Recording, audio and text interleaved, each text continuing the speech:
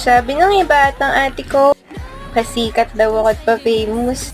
So, sa 7K dyan na friends ko, hindi nyo naman ako na-appreciate. Unfriend me now. Teammates knows.